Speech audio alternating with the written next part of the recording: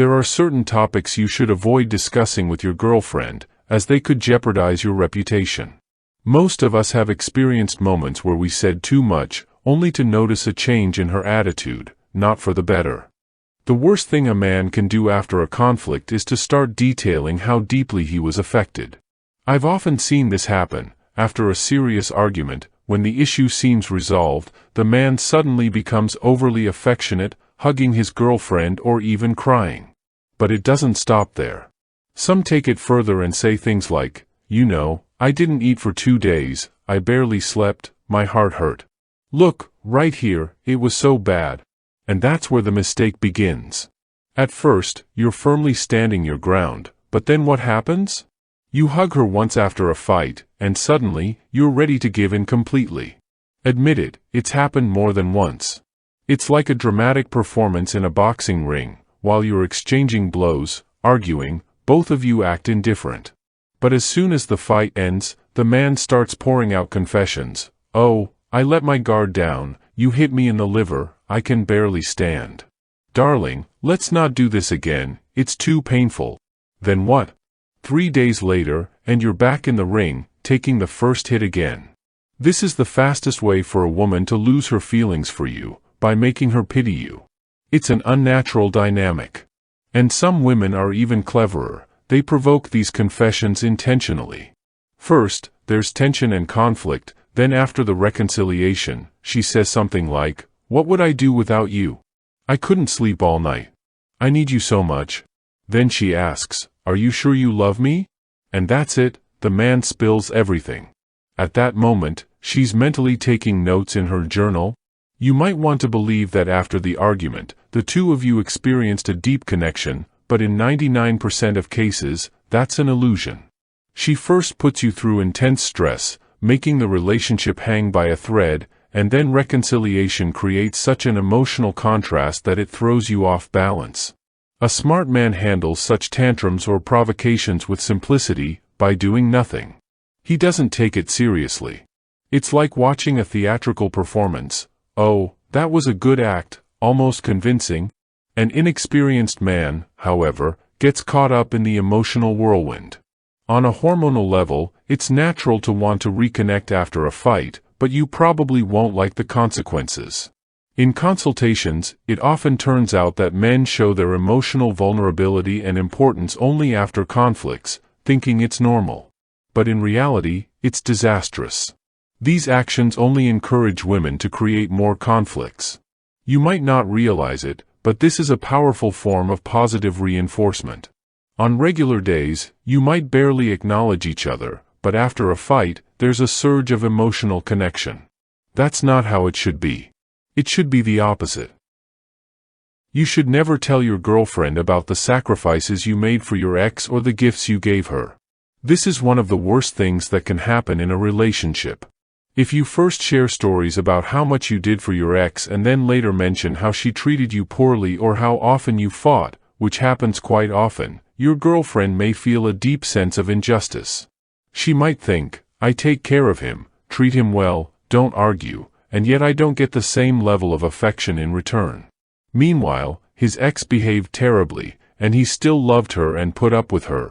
In your girlfriend's mind, the logic should be simple: the better she treats you, the better you treat her. Any information that contradicts this, such as stories about your ex, can seriously damage the relationship.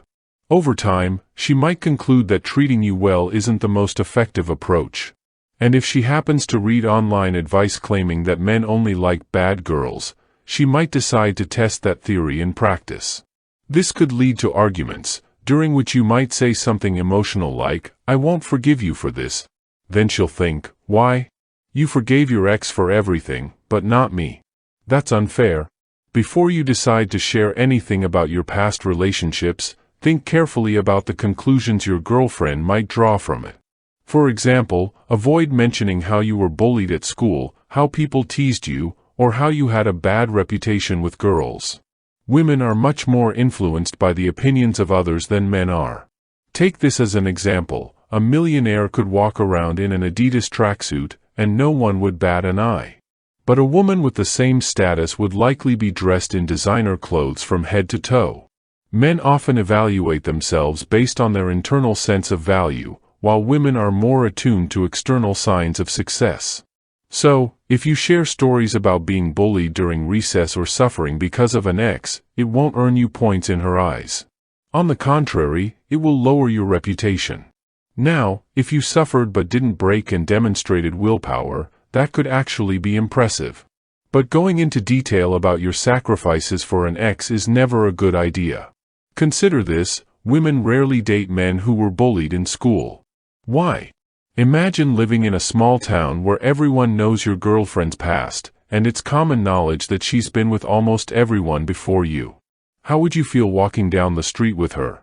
Embarrassed. That's similar to how a woman feels when her partner lacks social respect. This dynamic often plays out. A couple seems happy together until they're in a group where others start making jokes at the guy's expense. A month later, they break up. Talking about how you weren't respected in your youth is almost like finding out your girlfriend had a wild past she barely remembers the details of.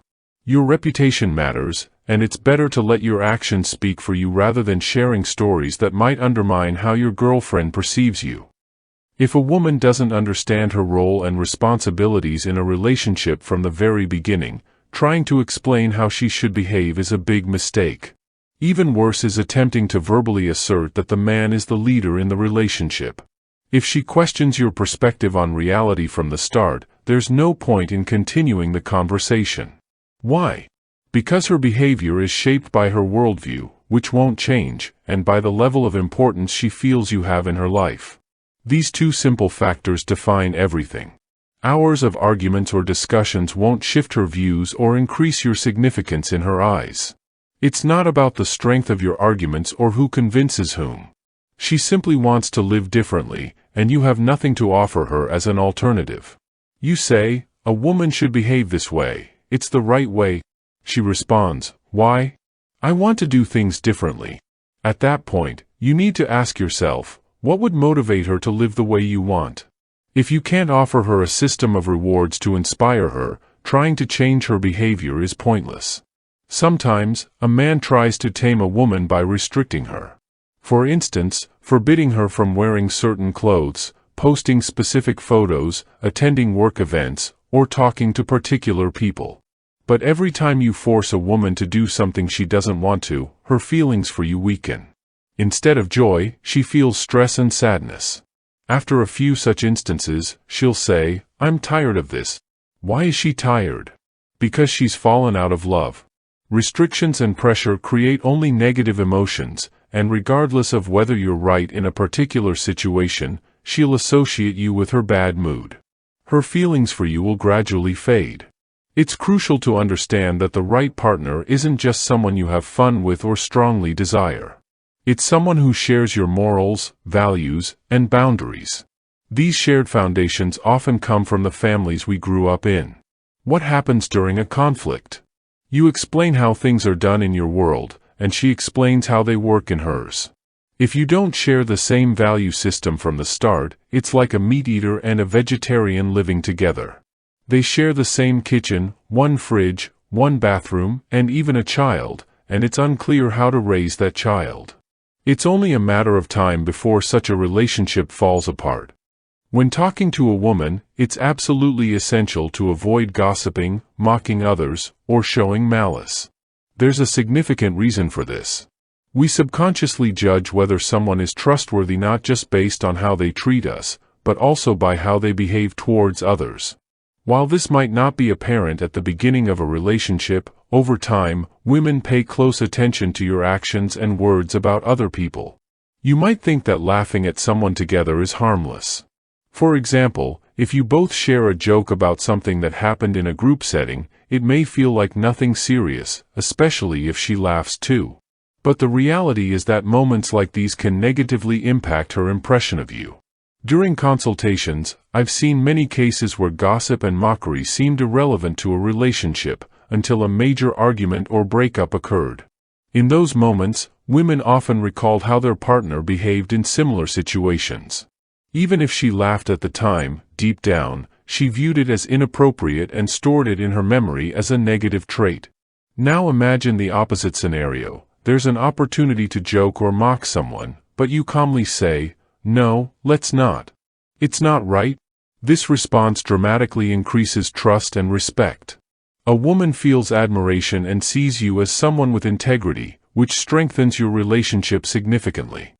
Try to share as little as possible with your girlfriend or wife about your problems related to work, friendships, or other areas of life. Why? Because if she can't find the right words or a way to help, it will only upset you further and create frustration due to her inability to solve the issue. And if she does manage to help, there's a high chance it will become a habit, one we quickly grow accustomed to. I've seen many men who constantly show nervousness, act offended, feel down, and essentially wait for their partner to comfort them.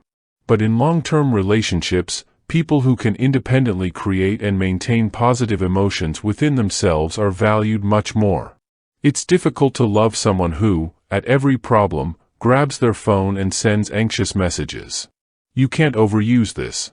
For many, it becomes a way to process stress, talking about the problem to offload it onto their partner, which does bring temporary relief. But this is a parasitic model. You're using your partner's resources instead of your own. In a healthy relationship, both partners should strive to manage their emotions independently, seeking help only in extreme cases. Some might ask, then what's the point of a relationship? The answer is simple: to share positive moments. True support means filling the relationship with joy and minimizing negative or anxious conversations.